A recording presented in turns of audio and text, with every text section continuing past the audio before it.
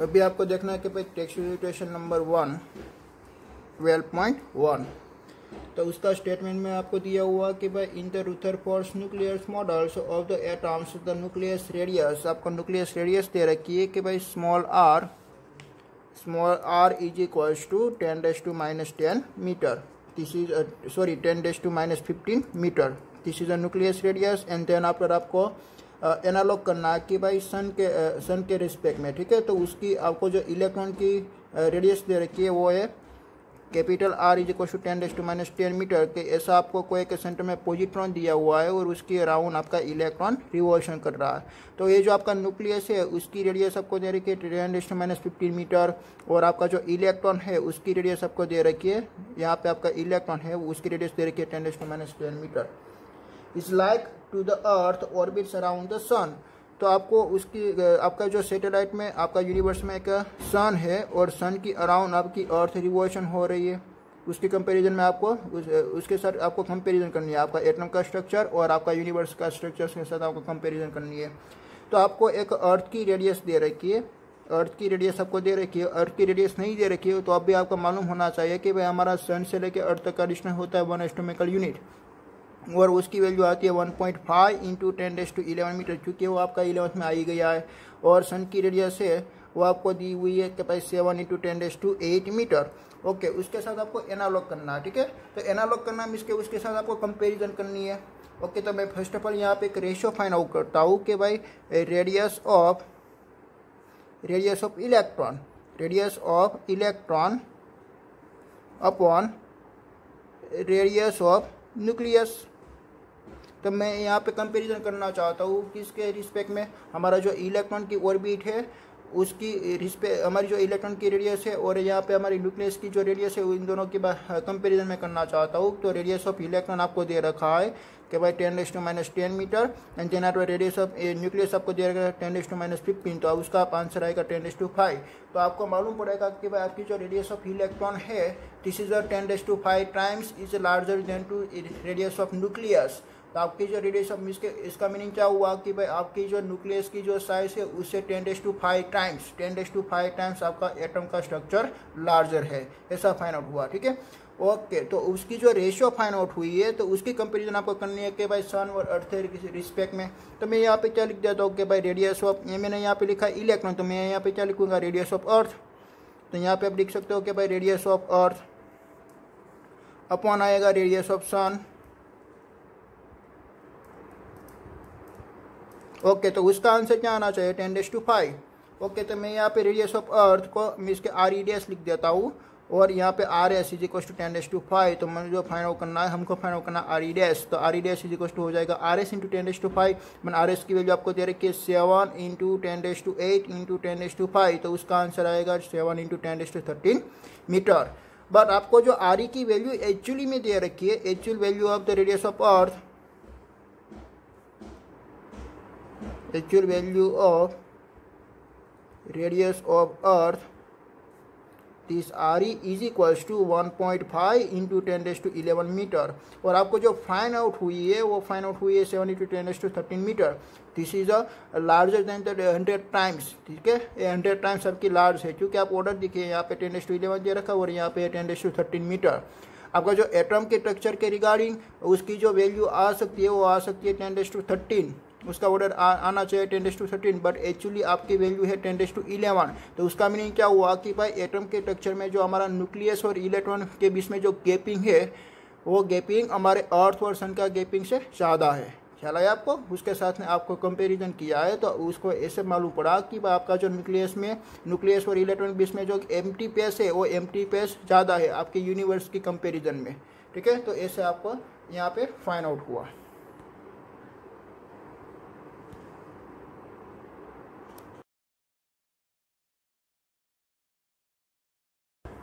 Okay, next iteration number 2 is 12.2। Okay, इसमें दिया हुआ है कि भाई इन जिंगर मार्शल एक्सपेरिमेंट, हमारा जो जिंगर मार्शल का एक्सपेरिमेंट किया था हमने गोल्ड लिप के बारे में, ठीक है। गोल्ड लिप हमने लिया था और इसमें हमने अल्फा पार्टिकल को स्ट्राइक करवाया था। तो what is the distance of the closest approach, आपको क्लोजेस्ट अप्रोच फाइंड आउट करना है। आपने 2 पैरामीटर फाइंड आउट किए थे, आपने एक इम्पैक्ट पैरामीटर भी फाइंड आउट किए थे और क्लोजेस्ट अप्रोच भी फाइंड आउट किए थे, ठीक है।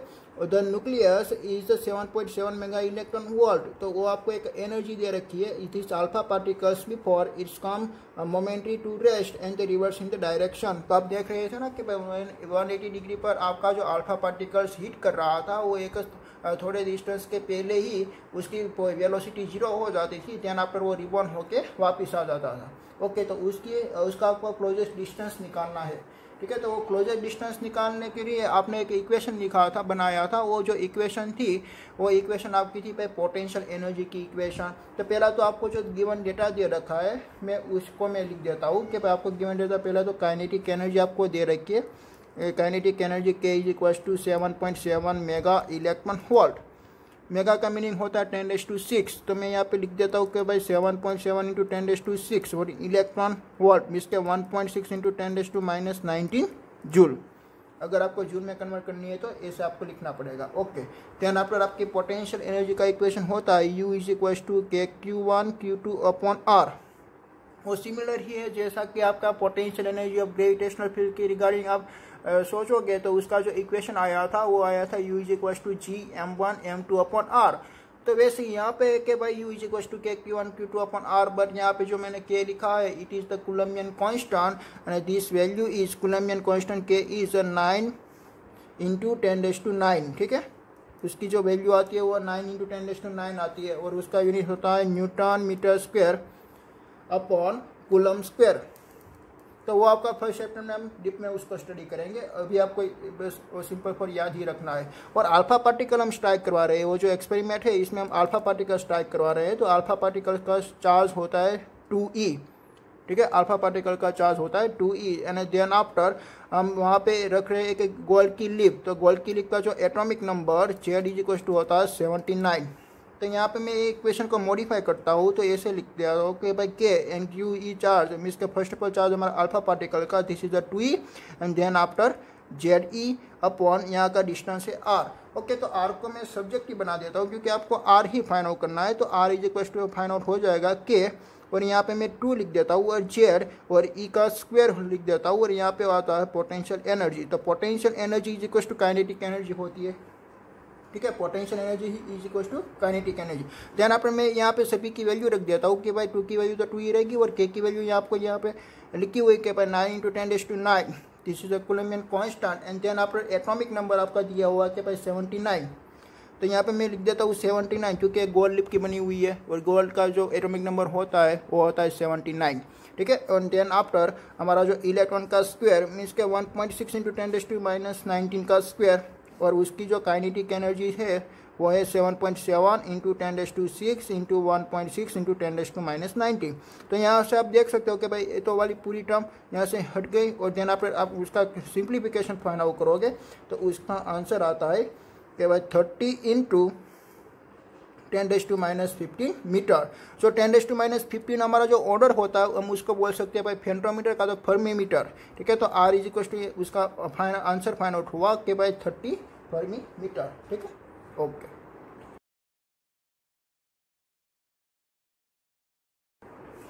देन आपका न्यूमेरिकल नंबर है 12.3।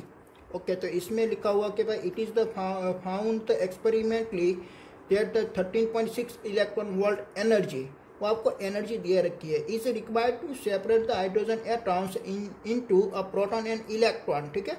और जो इसमें वो जो आपकी एनर्जी दे रखी है हाइड्रोजन एटम के बारे में आपने पढ़ा था, जो हमारा एनर्जी लेवल का मैंने ग्राफ आपको स्टडी करवाया था तब कि हमारा जो हाइड्रोजन एटम होता है वो एक ग्राउंड स्टेट में होता है। तो ग्राउंड स्टेट में से आयन में कन्वर्ट करने के लिए उसकी एनर्जी की रिक्वायरमेंट होती है 13.6 इलेक्ट्रॉन वोल्ट।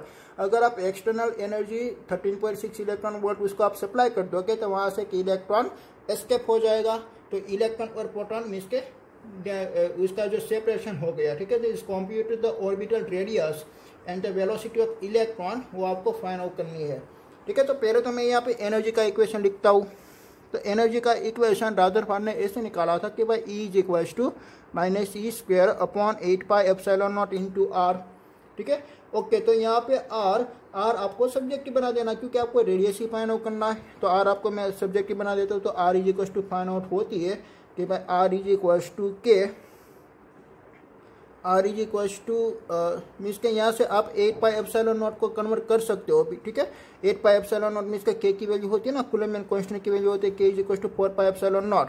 बट ऐसा नहीं करना है, आपको एप्सिलॉन नॉट की भी वैल्यू पुट करनी है तो आप ऐसे भी लिख सकते हो, ठीक है। तो यहाँ पे मैं आर को मैं डायरेक्ट ही सब्जेक्ट की बना देता हूँ, इसलिए आपको पता चले कि भाई यहाँ पे E into 8 pi epsilon not और आ जाएगा इंटू ई स्क्वायर, ठीक है। ओके, ऐसा फाइंड आउट हो गया। देन आफ्टर आपको क्या करना कि भाई यहाँ पे आर का आपने सब्जेक्ट ही बना दिया ना, और रॉन्ग है ये वाला इक्वेशन भी मैंने रॉन्ग लिख दिया कि भाई यहाँ पे आपको आर को सब्जेक्ट ही बनाना है। तो आर इज इक्वल टू आएगा e minus e square upon 8 pi epsilon naught into e आएगा, ठीक है। ओके, अब राइट है। अब सभी की वैल्यू आपको पुट करनी है। ओके, तो इलेक्ट्रॉन का जो चार्ज होता है वो होता है 1.6 into 10⁻⁻19 square and then after यहाँ पे 8 का 8 ही रहेगा और पाई की वैल्यू आती है 3.14 और एप्सिलॉन नॉट, ठीक है। तो एप्सिलॉन नॉट को हम बोलते हैं परमिटिविटी ऑफ फ्री स्पेस। तो जो परमिटिविटी ऑफ फ्री स्पेस होती है हमारी वो होती है 8.85 इंटू 10⁻12, वो आपका फर्स्ट चैप्टर में आपको मालूम पड़ेगा उसके रिगार्डिंग।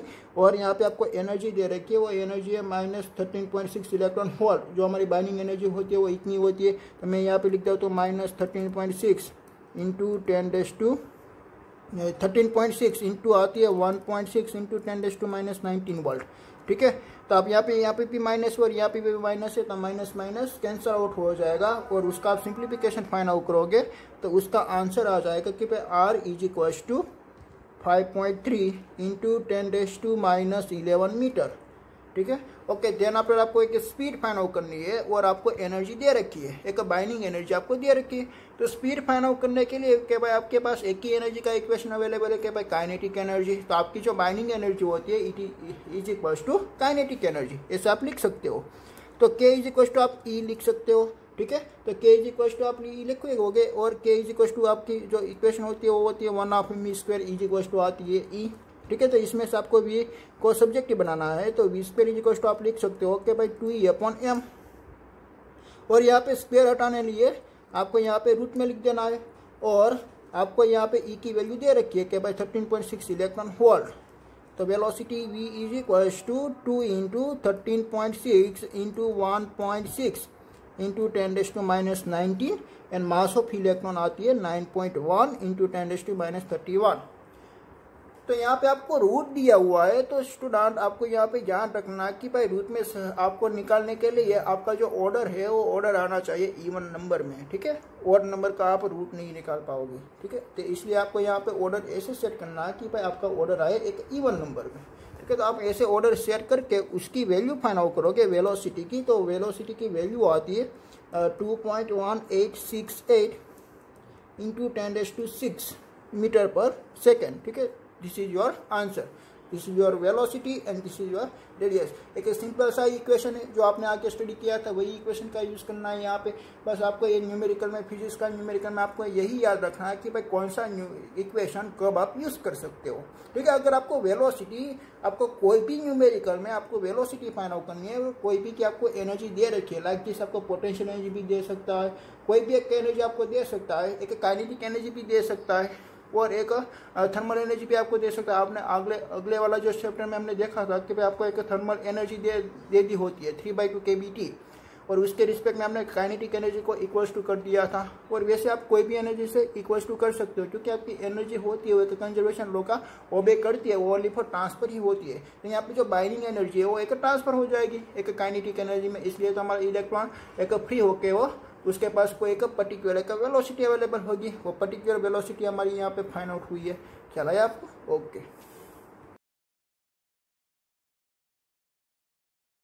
आफ्टर आपको देखना कि भाई textual equation number 12.4 is according to the classical electromagnetic theory to calculate the initial frequency of the light emitted by electron is a revolution around the protons in hydrogen atoms. तो यहाँ पे भी hydrogen atom की बातचीत चल रही है। तो हाइड्रोजन एटम में से इलेक्ट्रॉन को एस्केप करने के लिए जो एनर्जी की रिक्वायरमेंट है वो है 13.6 इलेक्ट्रॉन वोल्ट। तो इसमें से आपने के स्पीड अगले वाले न्यूमेरिकल में निकाली थी, वो जो स्पीड आ रही थी वो मैं यहाँ पे स्पीड लिख देता हूँ कि भाई 2.2 इंटू 10⁻6 मीटर पर सेकेंड, जैसे हमने लास्ट में स्पीड निकाली थी, ठीक है। ओके, यही स्पीड का आपको यहाँ पे यूज़ करना हो और आपको फाइंड आउट करना कि भाई फ्रीक्वेंसी।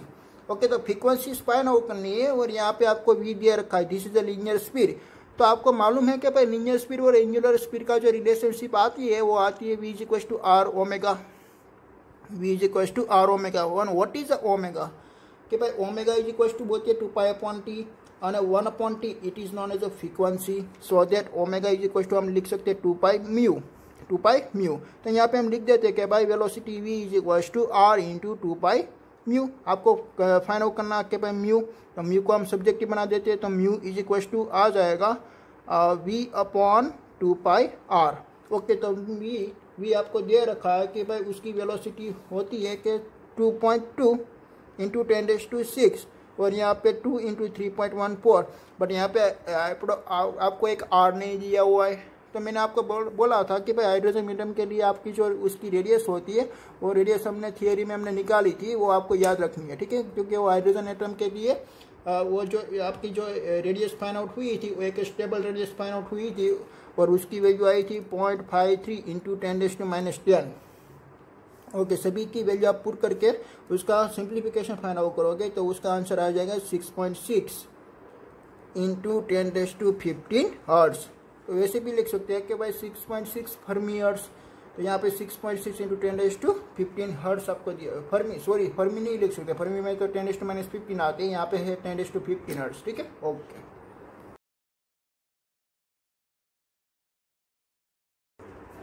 देन आफ्टर आपको दिखना है कि भाई 12.5। तो 12.5 में आपको दिया हुआ कि भाई 10 किलोग्राम सेटेलाइट, इसके मास आपको दिया हुआ है सेटेलाइट का m = 10 kilograms and is earth once every 2 hours in orbiting with the radius of okay, उसकी रेडियस भी आपको दे रखी है r = 8000 किलोमीटर, ठीक है। तो किलो का होता है 10⁻3। और आपको दूसरा क्या दे रखा है कि भाई एक आपका जो सर्कल मीन्स का आपकी जो ऑर्बिट है वो ऑर्बिट मीन्स का कंप्लीट करने के लिए उसका टाइम लगता है 2 आवर। तो आपको एक टाइम पीरियड दे रखा है। टाइम पीरियड हम किसको बोलते हैं कि भाई हमारा कोई भी एक पार्टिकल्स वन कंप्लीट जो रिवोल्यूशन करेगा उसमें वो जितना टाइम लेगा उसको हम बोलेंगे भाई टाइम पीरियड। तो यहाँ पे आपको टाइम पीरियड भी दे रखा है 2 आवर्स, ठीक है।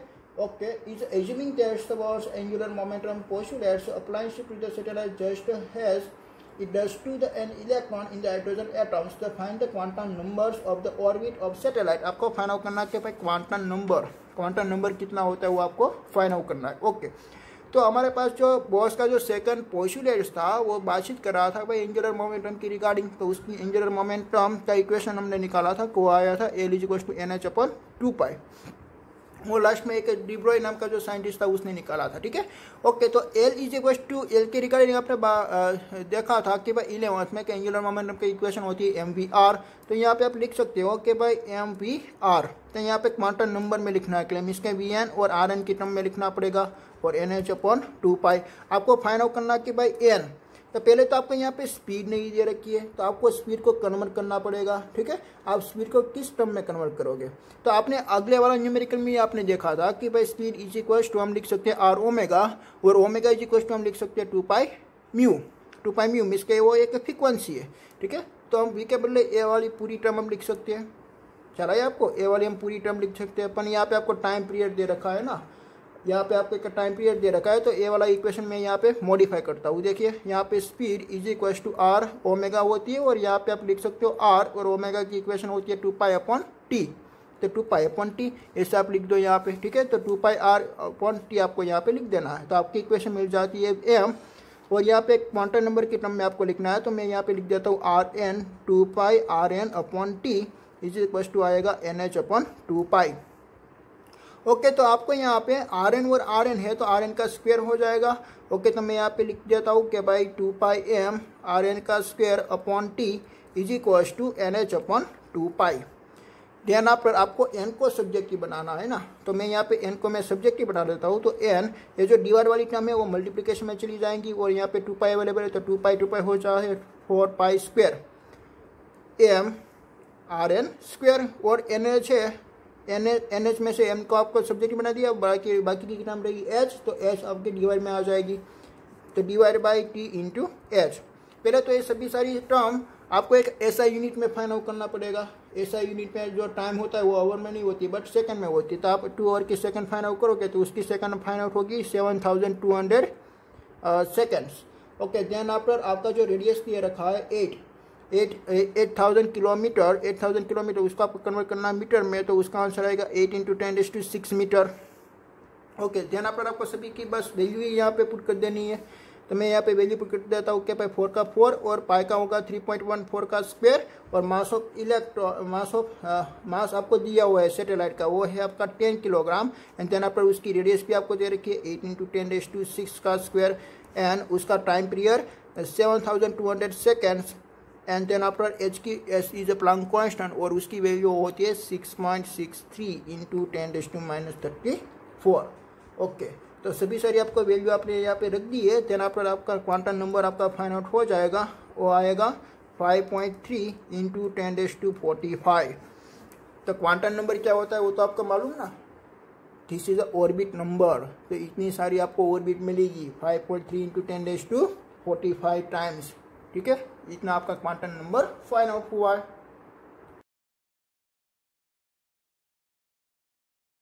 नेक्स्ट आपका न्यूमेरिकल नंबर है, न्यूमेरिकल नंबर 6। तो यहाँ पे मैं लिखता हूँ 12.6 और उसमें लिखा हुआ कि भाई यूजिंग द रीडबर्ग फॉर्मूला, आपको रीडबर्ग की फॉर्मूला यूज करनी है। ठीक है, and the calculate the wavelength of the first for the spectrum line in Lyman series.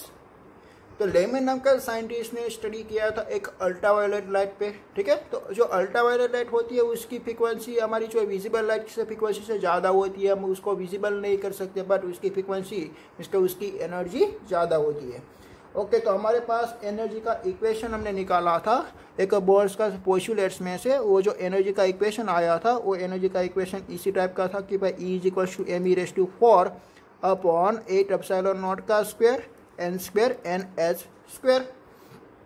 मैं उसको मॉडिफाई करता हूँ कि भाई यहाँ पे हमारा क्वांटम नंबर है और उसने थर्ड पोस्टुलेट में ऐसे बताया था, अगर आपका जो इलेक्ट्रॉन ग्राउंड स्टेट में है, अगर उसको आप एनर्जी दोगे तो वो एक एक्साइटेड स्टेट में चले जाएंगे। देन आफ्टर वो एक्साइटेड स्टेट से वापस वो ग्राउंड स्टेट में आता है, और ग्राउंड स्टेट में आता है देन आफ्टर वो इसमें से थोड़ी एनर्जी वो रिलीज कर देगा। जितनी एनर्जी आपने सप्लाई की है वो इतनी एनर्जी वो रिलीज कर देता है इन फोटॉन्स फॉर्म में। ओके, तो इसमें से एक लाइट प्रोड्यूस होती है। जो लाइट प्रोड्यूस होती है तो उसके पास कितनी एनर्जी होती है, तो उसके पास कितनी एनर्जी होती है, उसके पास एनर्जी होती है E = H × μ समथिंग। ठीक है, तो वो जो एनर्जी आएगी वो एनर्जी आप वो जो दो आपका ऑर्बिट है, तो ऑर्बिट के पास जो एनर्जी होती है उसका आप डिफरेंस फाइंड आउट करोगे, इतनी उसके पास एनर्जी होती है। तो मैं यहाँ पे इक्वेशन को मैं मॉडिफाई करता हूँ। E आप लिख सकते हो hc/λ।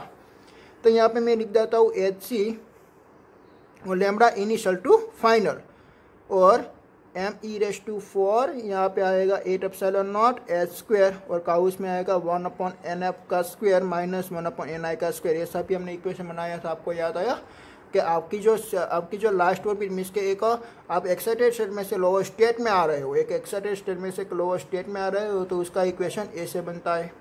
ठीक है, ओके।